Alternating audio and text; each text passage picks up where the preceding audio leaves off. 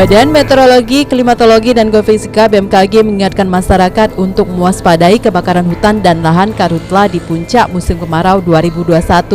Perakiraan awal musim kemarau dimulai pada April 2021 dan akan mencapai puncaknya pada Agustus 2021. Untuk menanggulangi kebakaran hutan perlu kerjasama dari semua pihak, termasuk dari masyarakat untuk segera melaporkan jika terjadi kebakaran hutan dan lahan. Pemerintah Provinsi Sumatera Selatan menggunakan aplikasi digital Songket untuk mendeteksi secara dini kebakaran hutan dan lahan atau karhutla khususnya di wilayah Sumsel. Songket merupakan sistem pemantauan berbasis WebGIS sebagai alat bantu pengambilan keputusan dalam pencegahan dan pengendalian kebakaran hutan dan lahan di Sumsel. Aplikasi ini terintegrasi ke semua lintas sektor kedinasan, termasuk masyarakat yang juga dapat menjadi kontributor membantu mencegah karhutla.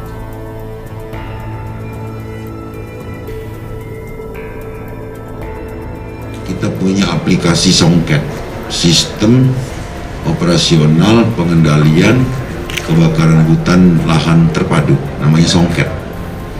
Kenapa diambil nama Songket? Karena ini kearifan lokal bagi Sumatera Selatan. Kemanfaatan aplikasi ini adalah untuk pencegahan sejak dini potensi karhutla. Kenapa pencegahan sejak dini? Karena ini bukan hanya petugas yang dapat memberikan info. Bahkan masyarakat awam dan masyarakat umum pun bisa menjadi pelapor yang tadinya pasif menjadi aktif. Lengkap dengan titik ordinat sampai dengan informasi akses terdekat. Begitu Pak Direskrim ya? Siap. Dengan adanya aplikasi ini, semua pihak dapat menjadi pelapor aktif, sehingga apabila terjadi gejala-gejala kebakaran hutan maupun lahan, pihak Polri, TNI, Basarnas, BPBD, serta segenap NGO di Sumsel bebas karhutla pun akan dapat segera bergerak mengatasinya. Untuk menanggulangi kebakaran hutan dan lahan yang terjadi di Sumsel, Satgas Udara Karhutla Sumsel melakukan teknik modifikasi cuaca atau TMC selama 15 hari ke depan. Bencana kebakaran hutan dan lahan yang terjadi di wilayah Sumsel terus dilakukan upaya penanggulangan oleh tim Satgas Udara Karhutla, salah satunya dengan melakukan teknik modifikasi cuaca atau TMC. Dalam TMC ini, Satgas Udara Karhutla melakukan selama 15 hari ke depan dengan mendatangkan satu pesawat jenis C-212 dari Lanut Abdurrahman Saleh, yaitu Skuadron Udara 4 dengan 11 kru yang telah memiliki kemampuan dalam TMC. Dan Lanut Sri Mulyono Herlambang, Kolonel Penerbang Hermawan menjelaskan, proses TMC sendiri dilakukan dengan 3 kategori, yakni adanya awan, hotspot, dan gambut. Dalam menanggulangi bencana karhutla, Satgas Udara berkoordinasi dengan sejumlah pihak diantaranya BPBD, BPPT, dan juga BMKG. Untuk mencegah kasus penanganan karhutla di wilayah Sumsel, Polda Sumsel membentuk tim drone squad untuk menangani kasus karhutla. Dengan melihat langsung keberadaan titik hotspot api yang terbakar di hutan melalui kamera drone dengan membuka aplikasi Songket. Jajaran Polri dan TNI bersama instansi pemerintah terkait lainnya membentuk simulasi tim drone squad untuk menangani kasus karhutla di wilayah Sumsel. Simulasi ini dilakukan dan setiap jajaran Polda Sumsel memiliki tim yang dibentuk dari wilayah jajaran Polres Musi Banyu Asin, Polres Ogan Ilir, Polres Pali, Polres Oku Timur, Oku Selatan, Polres Oki, dan Polres Muara Enim untuk ditugaskan memantau titik api melalui kamera drone. Setiap jajaran Polres tersebut masing-masing memiliki alat kamera drone untuk memantau dan mendeteksi keberadaan titik api yang terbakar di wilayah Sumsel. Para anggota skuad drone juga mempraktekkan langsung kamera drone dengan cara penggunaannya di depan Kapolda dan Pangdam 2 Sriwijaya. Api yang sudah disiapkan petugas di halaman langsung terdeteksi keberadaannya dari kamera drone. Kapolda Sumsel Irjen Pol Eko Indraheri mengatakan selain membentuk tim dari drone squad juga memberikan informasi kepada seluruh jajarannya tentang aplikasi Songket.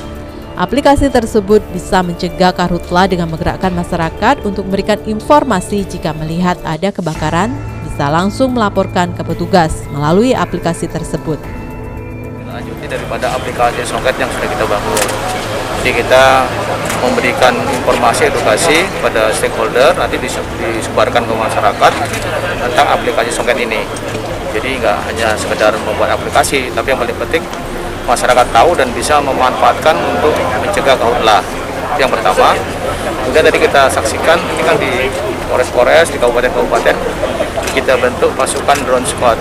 Ini adalah untuk efek deterrent, sekaligus juga patroli, juga sekaligus kalau ada terjadi ini kan lebih nyata di lapangan ya seperti itu.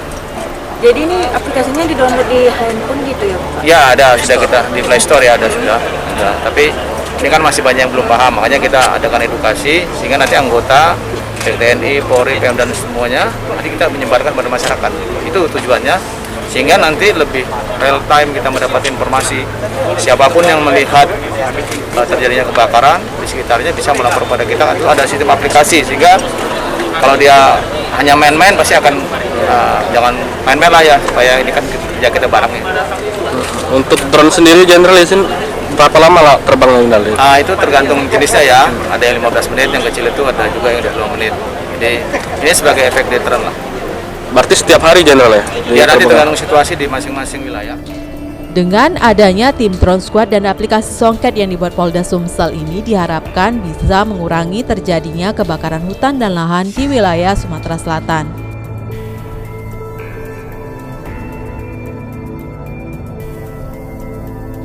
Kebijakan pemerintah dalam pengendalian kebakaran hutan dan lahan cenderung inkonsisten.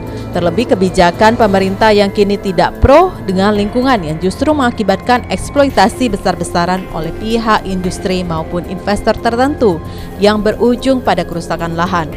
Pemerintah harus serius melakukan penegakan hukum tanpa kompromi dan untuk bisa memberikan dampak positif penegakan hukum. Eksekusi putusan yang telah dimenangkan dan berkekuatan hukum tetap tentu harus menjadi prioritas utama. Hal ini juga didorong oleh kebutuhan mendesak untuk segera melakukan pemulihan lingkungan. Tahun ini misalnya tema lingkungan hidup itu adalah restorasi ya, pemulihan terhadap lingkungan hidup. Nah, tema yang usung oleh pemerintah ini kadang-kadang bertolak belakang dengan fakta-fakta atau kebijakan-kebijakan yang dibuat oleh pemerintah itu sendiri. Nah, itu yang sangat sebenarnya yang sangat miris, dan kenapa sampai sekarang pemerintah itu kami melihat tidak pernah konsisten terhadap perlindungan maupun pemulihan lingkungan hidup. Ya, terkait yang paling utama pemerintah untuk segera menghentikan kebijakan yang tidak ramah lingkungan.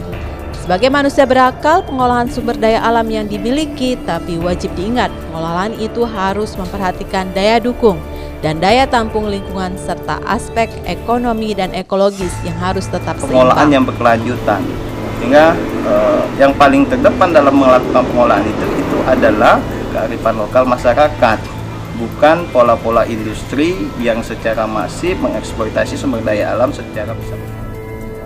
Sehingga sulit berharap terbebas dari kebakaran hutan dan lahan tahunan dalam waktu dekat. Pasalnya, pemerintah masih bersikap permisif memberi kelonggaran kepada industri menggarap lahan gambut. Upaya penanganan karhutlah di Sumsel butuh perhatian dari semua pihak, tidak hanya Satgas Karhutlah saja, namun juga masyarakat untuk tidak membuka lahan dengan cara membakar, termasuk melaporkan jika melihat kebakaran hutan dan lahan yang terjadi. Karena berkaca dari krisis karhutlah tahun 2015, yang telah menelan biaya triliunan rupiah, merugikan sektor kehutanan, pertanian, pariwisata, dan industri lainnya. Selain itu, kabut dari kebakaran juga menyebabkan penyakit infeksi saluran pernapasan akut, ISPA, dan penyakit lainnya pada ribuan orang di seluruh wilayah.